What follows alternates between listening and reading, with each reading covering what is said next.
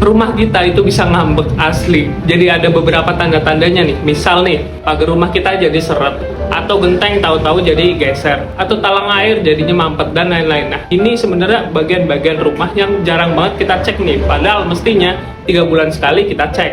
Nah, apa aja sih? Pertama, drainase atau saluran pembuangan nih. Bisa di sink, bisa di wastafel, bisa juga di kamar mandi, atau bahkan bisa di drainase di balkon. Biasanya kalau terlalu banyak sampah atau ada hal-hal yang bikin mampet, maka nanti airnya jadi mengenang dan bisa jadi kotor. Kedua, toren air. Kalau air di rumah kita sering banget kotor, itu bisa jadi toren airnya yang kotor. Apalagi kalau kalian pakai air tanah dan juga torennya letaknya langsung kena sinar matahari. Nah, itu pasti tumbuh lumut dan itu bikin kotor, bahkan bikin mampet saluran airnya. Ini mesti dicek 3 bulan sekali dan dibersihkan juga ya. Lalu ventilasi udara nih di rumah nih, kapan terakhir kali kita ngebersihin? Padahal itu tempat pertukaran udara. Kalau pengen udara di rumah, di bagian dalam rumah ya terutama, itu fresh, maka ventilasi harus sering-sering dibersihin. Soalnya di situ numpuk dan ngumpul debu semua. Lalu seperti yang aku bilang di awal tadi, pagar rumah kalau seret, nah itu tanda-tanda ngambek.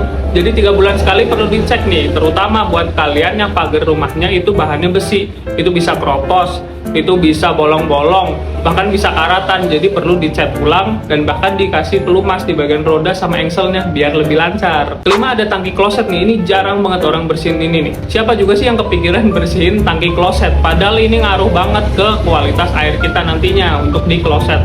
Ya meskipun nanti langsung dibuang ke pembuangan, tapi kalau airnya kotor, itu nanti jadi tombol flashnya itu jadi seret, jadi bikin mampet gitu. Terus atap rumah nih, atap rumah juga kita perlu cek bagian gentengnya itu geser atau enggak, melorot atau enggak, terus ada yang bikin bocor atau enggak, itu perlu dicek. Soalnya kalau yang melorot atau geser itu bisa berpotensi jatuh dan kita nggak pernah tahu nih di bawahnya ada siapa atau ada apa gitu.